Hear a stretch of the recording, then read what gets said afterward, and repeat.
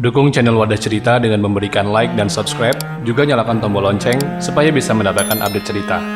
Bagi kalian yang ingin berbagi cerita, bisa kirimkan lewat email ke ceritawadah@gmail.com.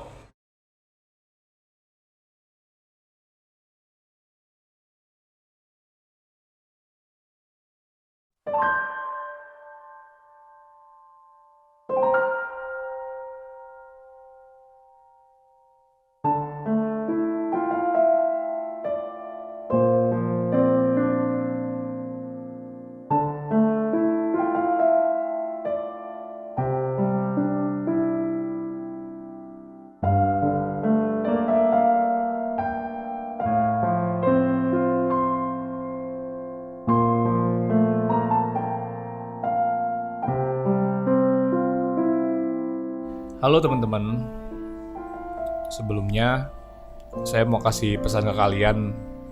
Menjadi seseorang temperamental itu hanya akan membawa kita pada ke dunia penyesalan. Memang benar, emosi itu sangat buruk dampaknya. Sama seperti saya, yang akhirnya membawa saya ke penyesalan sampai sekarang. Nama saya Adi.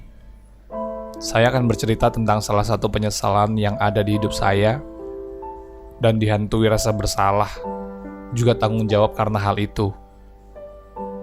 Saya lupa kapan kejadian ini bermula. Yang jelas, kejadian ini lebih dari 2 tahun yang lalu. Waktu itu bulan Oktober kalau nggak salah. Jam 7:30 malam. Saya juga baru pulang kerja. Tiba-tiba Pak D saya nelpon. Dia menyuruh saya untuk datang ke rumah sakit karena Bude saya asam lambungnya naik dan harus dibawa ke rumah sakit. Di sini Pak D yang nelpon saya itu adalah adik dari Bude saya, dan ibu saya itu adalah adik dari Bude saya juga. Jadi Bude ini anak tua lah di keluarga saya gitu. Rencananya saya mau ngajak ibu saya untuk ke rumah sakit, tapi karena ngelihat ibu saya lagi tidur, jadi nggak tega bangunin. Saya ngajak teman saya. Waktu berangkat ke rumah sakit, kebetulan saya dan Pak D nyampainya barengan. Waktu saya membuka pintu mobil, saya melihat Bude saya udah merintih kesakitan dan sambil memegang perutnya. Wajahnya pucat, keringat dingin. Akhirnya langsung diantar ke IGD. Di ruangan IGD, Bude saya nggak berhenti-berhenti untuk merintih kesakitan ya. Karena kita tahu kalau asam lambung itu gimana lah kalau udah kumat. Saya membantu menenangkan beliau dengan mengucap istighfar dan juga zikir. Karena kebetulan yang mengantar ke IGD adalah saya dan sepupu saya diminta perawat untuk mengurus BPJS untuk perawatan Bude saya. Malam itu saya nggak ngerasain apa-apa, nggak ada perasaan nggak enak, itu nggak ada, biasa aja. Karena sebelumnya juga Bude saya pernah masuk rumah sakit. Ini yang kedua kalinya, tapi yang ini yang paling ya sampai dia merintih sakit-sakit gitu. Dan kebetulan malam itu kayaknya nasib baik nggak berada di kita, karena pengurusan BPJS-nya ribet, berbelit-belit lah pokoknya, suruh ini suruh itu. Jadi karena saya juga baru pertama kali, jadi saya kebawa emosi juga kan, kebawa emosi. Ditambah lagi suara Bude saya itu kayak yang ngebuat saya nggak bisa konsen untuk dengar apa yang dijelasin dokter.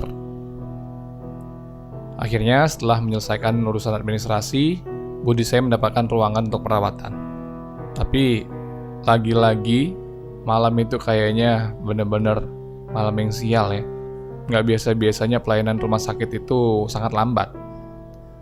Karena untuk obat aja kami harus nunggu lama. Sementara Bude saya udah merintih kesakitan, semakin kenceng sakitnya, ngerintihnya gitu. Terus tiba-tiba Budi saya nanya, "Ibu kamu kemana, Di? Panggilin ibu kamu, Di. Suruh tolongin Bude, panggilin sekarang." Saya masih ingat apa yang diminta beliau. Saya langsung menelpon ibu saya. Cukup lama sih untuk beliau angkat telepon saya. Saya bilang kalau Bude ngebutuhin ibu buat dirawat. Tapi jawaban ibu saya itu membuat saya kesel.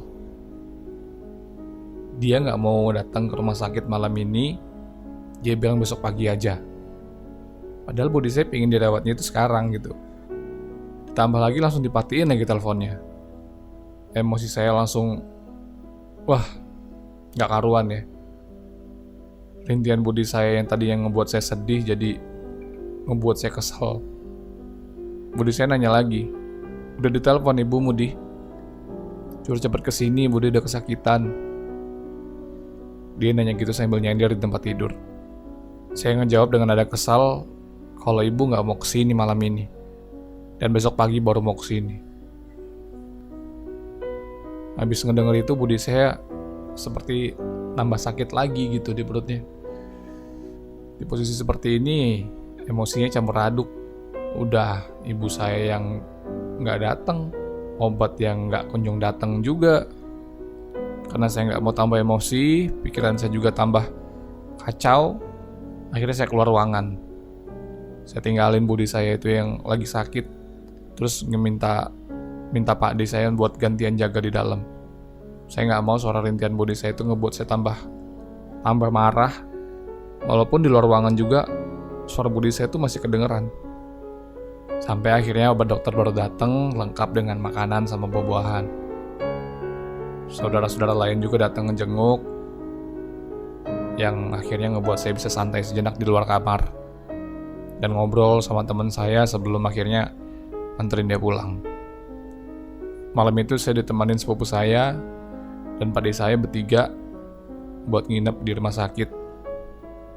Saya berjaga di luar, sepupu saya di dalam kamar, dan Pak D saya juga di luar. Alhamdulillahnya juga rintihan Budi saya itu udah mulai berkurang ya setelah minum obat. Dan dia bisa tidur itu jam 2 malam. Ya walaupun akhirnya jam 3 subuh dia bangun lagi ngerintih lagi, bangunin saya tidur yang akhirnya saya langsung ke tempat pos perawat ya untuk ngelaporin keadaan Budi saya. Akhirnya dikasih obat lagi dan akhirnya Budi saya bisa tidur lagi. Paginya jam 7:30 saya harus izin pulang dengan Pak D saya. Dikarenakan saya harus masuk kerja, saya sempat pamit sama Budi saya dan mencium kening beliau sebelum saya pulang. Ya, walaupun beliau masih tidur dan syukurnya udah gak ngerintih sakit lagi. Ketika saya menuju pintu luar, saya bertemu ibu dan adik saya membawa termos air panas dan lainnya.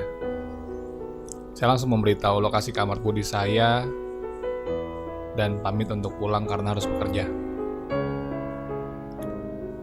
Di kantor waktu itu kebetulan masih renovasi, jadi pekerjaan sedikit santai.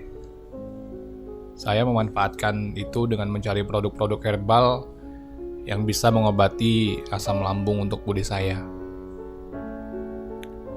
Tiba-tiba handphone saya berbunyi dan itu dari ibu saya.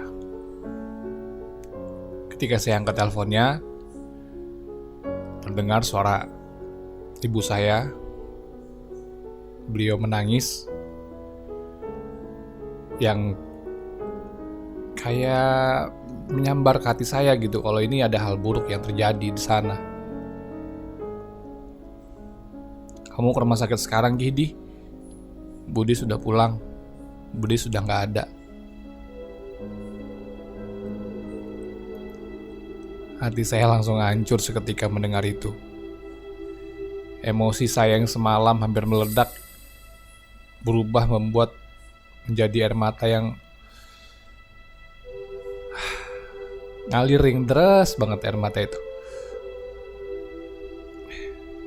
"Ya Bu, Saya kesana sekarang, tunggu ya. Saya langsung minta izin dengan atasan saya dan langsung pergi ke rumah sakit. Saya menangis sekeras-kerasnya di sana. Belum pernah saya menangis seperti itu. Tangisan penyesalan karena ada sedikit rasa kesal ketika melayani budi saya yang rupanya saat itu sedang sekarat. Dalam hati saya, ini adalah kesalahan saya. Saya menyesal sudah mencampurkan rasa emosi tadi malam. Saya menyesal tidak membawa ibu saya kepadanya. Saya menyesal karena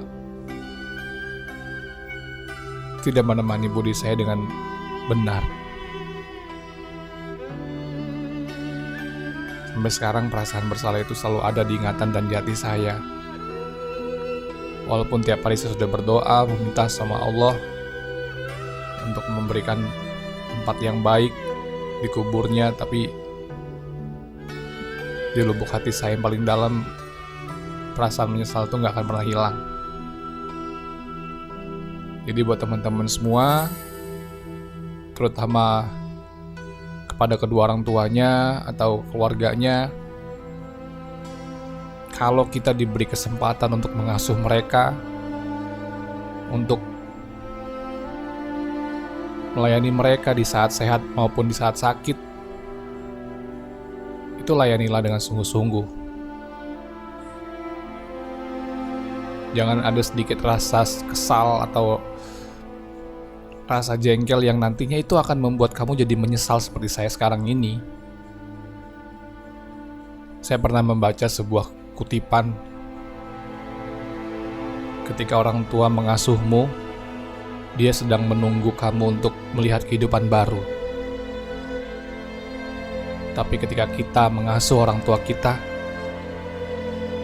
sebenarnya mereka hanya menunggu untuk berpulang.